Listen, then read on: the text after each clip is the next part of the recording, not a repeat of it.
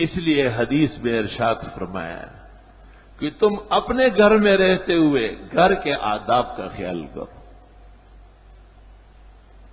اپنے گھر میں رہتے ہوئے گھر کے آداب کا خیال کر لو. بے ادبی مت کرو، گھر تمہارا چھن جائے گا. شہر میں کبھی ادھر رہ رہے، کبھی ادھر رہ رہے، کبھی ادھر چلا جاتا ہے، اچانک پتہ چل جاتا ہے، ساز و سامان لے کے بڑے مکان میں چلا گیا. یہ سمجھتے ہیں کہ بہت بڑا کام ہوا، حقیقت میں بہت بڑی پھٹکار پڑ رہی ہے. عقل نہیں ہے، ہوش و سوچ نہیں. حضرت ارشاد فرماتے ہیں صلی اللہ علیہ وسلم، دیکھے حضرت نے فرمایا کہ میں نے جبریل کو کہا کہ فلاں ٹائم پہ تو آؤ، فلاں وقت تو آ جاؤ ذرا. وقت وعدہ ہو گیا تھا اور وقت گزر گیا اور جبریل نہیں آئے. تو حضرت فرماتے ہیں کہ میں باہر نکلا گھر سے تو جبریل باہر کھڑے. میں نے دریافت کیا، اس نے کہا گھر میں ایک پلہ ہے، جرو الکلب، پلہ چھوٹا سا کتا. حضرت بڑے حیران ہو گئے کہ میرے گھر میں کتا کہاں سے آیا. جب تلاش کیا گیا تو حضرت حسن مجتبی چھوٹے بچے تھے، 2-3-4 سال کے، وہ کہیں سے چھوٹا پلہ بغل میں دبا کے چارپائی کے نیچے دے گئے. نواسا تھا نانا جان کے گھر میں لے کے آئے. حضرت صلی اللہ علیہ وسلم کو پتہ نہیں ہے. وہ بندر روڈ پہ، بنس روڈ پہ علم غیب بٹتا ہے، اور ادھر سولجر بازار میں علم غیب بٹ رہا ہے. قبروں کو، درگاہوں کو علم غیب کی بوریاں ٹرک بھر بھر کے بھیجے جا رہا ہے. اور تمام علوم کے سرتاج و سرخیل جن کے ساتھ اللہ نے ہدایت اور مغفرت موقوف کی ہے، نبی کریم صلی اللہ علیہ وسلم، ان کو یہ معلوم نہیں ہے کہ حضرت حسن پلہ کب لے کے آئے، گھر میں چارپائی کے نیچے دبایا ہے. حدیث میں حضرت بیٹھ گئے چارپائی کے نیچے، لکڑی سے کوہ کوہ کر کے اس کو نکالنے لگے، نکلو یہاں سے. اور پھر پانی سے اس کو دھلایا گیا تاکہ کوئی بال، کوئی چیز نہ رہ جائے. گھر کے آداب ہے بہت. اپنے گھر میں بھی غلط آدمیوں کو اور غلط چیزوں کو نہیں لا سکتے. ام المومنین عائشہ صدیقہ رضی اللہ تعالی عنہ کی خدمت میں ایک شخص آیا اور اس نے کہا کہ میں آپ کا رضائی چچا ہوں. جس خاتون نے آپ کو دودھ پلایا ہے اس کے خاوند کا میں سگا بھائی ہوں. ام المومنین نے کہا انما ارضعتنی امی، مجھے تو عورت نے دودھ پلایا، مرد نے تو نہیں پلایا کہ مرد کا بھائی آ رہا ہے میرا چچا بن رہا ہے، باہر نکلو. گھر کے آداب، حجاب و پردہ دے کے. اس کا نام فلیح تھا، فلیح، اور بعض روایتوں میں افلاح بھی آتا ہے. جب نبی کریم صلی اللہ علیہ وسلم گھر تشریف لائے تو ام المومنین نے فرمایا کہ اس طرح افلاح آیا تھا، اور اس نے اندر آنے کا کہا. میں نے تو اجازت نہیں دی کیونکہ مجھے تو عورت نے دودھ پلایا، مرد نے تو نہیں پلایا کہ اس کے بھائی آ رہے ہیں میرے چچے بن رہا ہے. حضرت مسکرائے اور فرمایا عائشہ انہ عمک ولی یلج علیک، واقعی وہ چچا بن چکا ہے، آ سکتا ہے.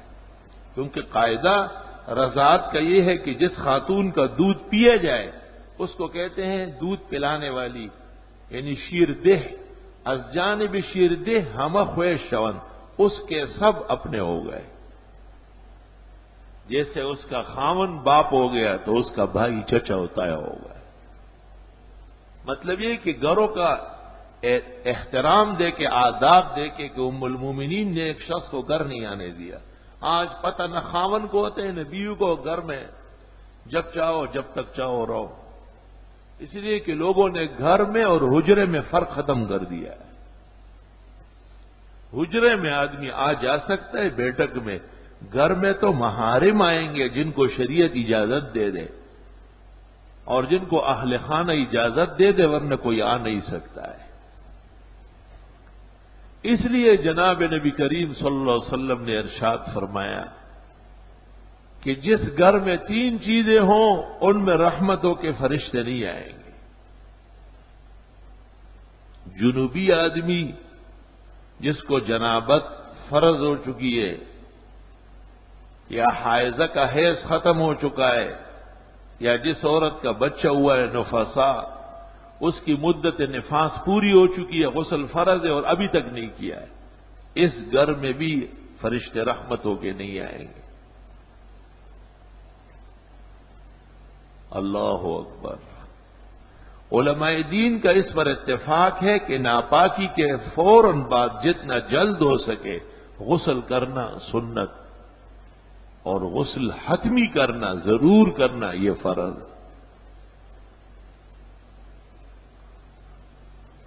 یہاں تک حدیث کی کتابوں میں یہ مسئلہ آ رہا ہے کہ اگر کسی کو رات کو غسل کی ضرورت ہوئی اور صبح وقت بہت کم ہے، اگر یہ غسل کرتا ہے تو سحری نکلتی ہے، اور اگر سحری کرتا ہے تو غسل میں دیر ہوتی ہے، تو پھر اجازت دے دی کہ استنجا اور وضو کر لے، ظاہری بدن جلدی جلدی پاک کر کے اور سحری کر لے اور اس کے بعد نہا لے۔ بہت سارے ائمہ ظاہریہ ایسے ہیں کہ جنہوں نے کہا کہ نہ، روزے کی سحری حالت جنابت میں نہیں ہو سکتی، اگرچہ یہ بات صحیح نہیں ہے لیکن یہ قول کیا گیا ہے۔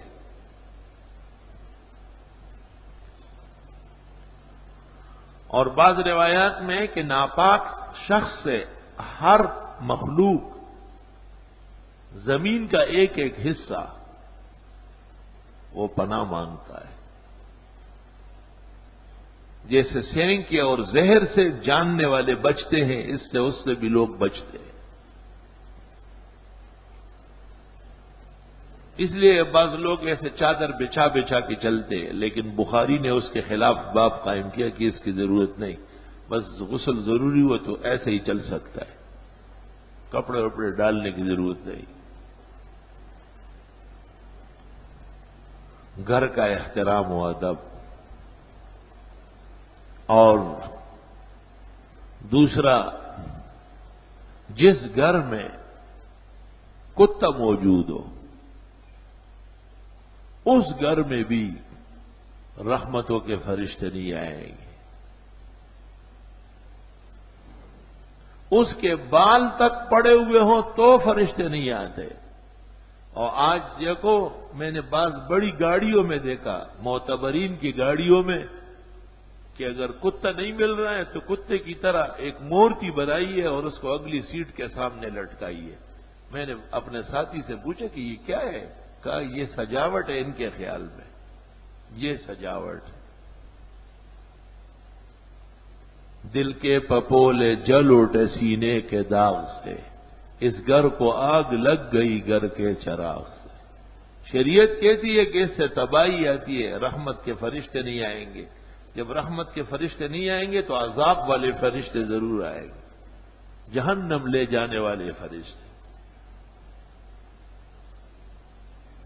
جن 3 کتوں کی اجازت دی ہے، شکار کے لیے کتا رکھ سکتے ہیں، چوکیدارے کے لیے رکھ سکتے ہیں، مال مویشیوں کی حفاظت کے لیے کھیتوں میں کتا رکھ سکتے ہیں، ان کے لیے بھی علماء دین کہتے ہیں کہ ان کی جگہ اور راستہ علیحدہ کر لیا جائے تو بہتر ہے۔ جیسے گھروں میں سرونٹ روم ہوتا ہے تو ایک ڈاگ روم بھی بنائے گا، اور اس کے لیے علیحدہ راستہ بھی چھوٹا سا بنائے تاکہ وہ عام راستے میں نہ حائل ہو اور اللہ کے ملائک کو، رحمت کے فرشتوں کو روکنے کا سبب نہ بنے، کیونکہ سارا وبال پالنے والے پر ہو۔ گھر کے آداب اور احترام۔ قرآن کریم میں ہے سورۃ یونس میں کہ حضرت موسیٰ علیہ السلام اور ان کے متبعین کے ساتھ جب فرعون کا ظلم اور زیادتی حد سے بڑھ گئی تو اللہ تعالیٰ کی طرف سے حکم آیا کہ وَجْعَلُوا بُيُوتَكُمْ بِمِصْرَ قِبْلَةً، گھروں کو قبلہ رخ بناؤ۔ قبلہ رخ یعنی گھر ایسے بناؤ کہ جس میں نماز سہولت سے ہو سکے، جس طرح ویسٹ اوپن اور یہ بناتے ہیں تو اس طرح یہ خیال بھی رکھے کہ قبلہ بالکل سامنے آئے۔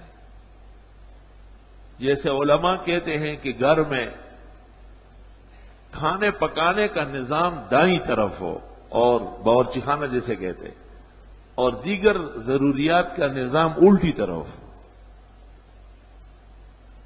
یہ سب آداب ہے، کیونکہ دائیں کو بائیں پر فضیلت ہے. جب آپ نماز میں ہاتھ باندھتے ہیں تو دائیں ہاتھ اوپر رکھ لیتے ہیں. آج تک کسی بیوقوف نے بھی ایسا نہیں باندھا کہ الٹا ہاتھ اوپر کر لے. ہاں، قمیص ابھی تک انگریزوں کے کہنے کے مطابق سل رہی ہے، اور واسکٹ اور شیروانی کا کنارہ بھی بائیں دائیں کے اوپر آ رہا ہے، کیونکہ انگریز کو یہ باور کرایا جا رہا ہے بلیئر کو کہ آپ چلے گئے لیکن ہم آپ کے لوگ اب بھی موجود ہیں، کام آپ کا کریں گے. کام وہی ہو رہا، اور عام نہیں خواص کا طبقہ مبتلا ہے. اس لیے 53 سال گزرنے کے بعد بھی انگریزی اقتدار قائم ہے. جو وہ کہتے ہیں اس میں کوئی دوسرا سوچ ہی نہیں. ادھر سے ایک حکم آتا ہے کہ دیکھو تمہارے مولوی اور مدرسے ٹھیک نہیں. مولوی لوگوں کے نماز پڑھاتے ہیں اور ان کو نکاح اور جنازہ پڑھاتے ہیں. ان کا ایمان اور ان کا سارا انجام علماء سے متعلق ہے. پوری دنیا کے ہر قوم میں مذہب کے لوگ محترم ہوتے ہیں، اور پاکستان کے 52 سالہ تاریخ میں یہ واحد جماعت ہے کہ جس کا کردار بے لوث اور مقدس ہے. باقی سب لوگ کرتے کیا ہے؟ جن کی بڑی بڑی ڈگریاں اور عہدے ہیں وہ کرتے کیا ہے؟ بڑے بڑے جسٹسوں کو، چیفوں کا حال کیا ہوتا ہے؟ راتوں رات جو پورا عمل تبدیل کیا گیا تھا، کیوں؟ کوئی ریکارڈ دکھا دیں مجھے کہ کسی عالم نے دباؤ میں آ کے مسئلہ بتایا. ہرگز نہیں بتا سکتے، کیونکہ یہ دین بڑا بلند ہے. میں تو کہتا ہوں حکومت کو چاہیے کہ مدرسوں کا، علماء کا شکریہ ادا کرتی کہ معاشرے کی تطہیر اور اس کی پاکی اور صفائی ستھرائی کا مشکل ترین کام عقائد بھی پاک صاف کر رہے ہیں اور اعمال بھی وہ علماء مدرسے اور مسجدیں کر رہے ہیں. یہ اور بات ہے کہ اندھے کو نظر نہ آئے، یا نظر آ رہا ہے لیکن مجبور ہے اس کے خلاف کرنے پر.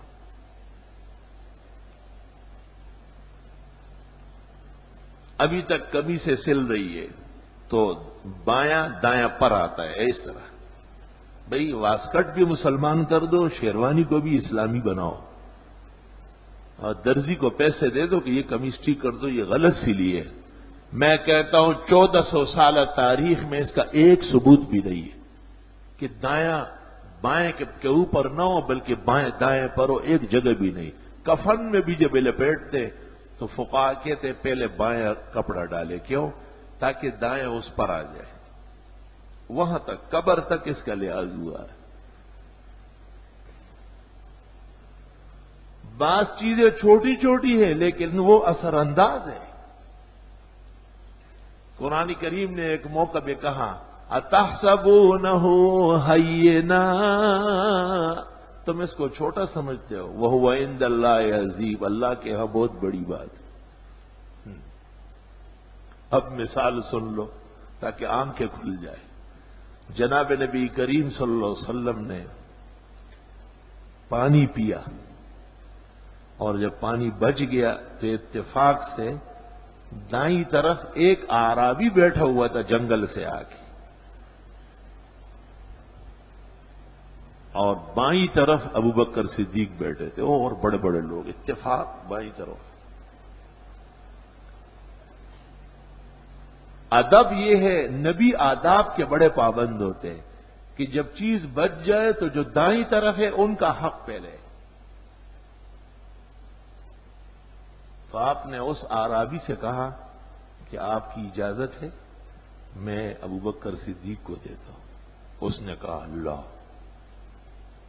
اعرابی تھا لیکن میں کہتا ہوں دنیا کی فقہ اور فقہا اس پر قربان جائے. کتنا علم تھا اس کا.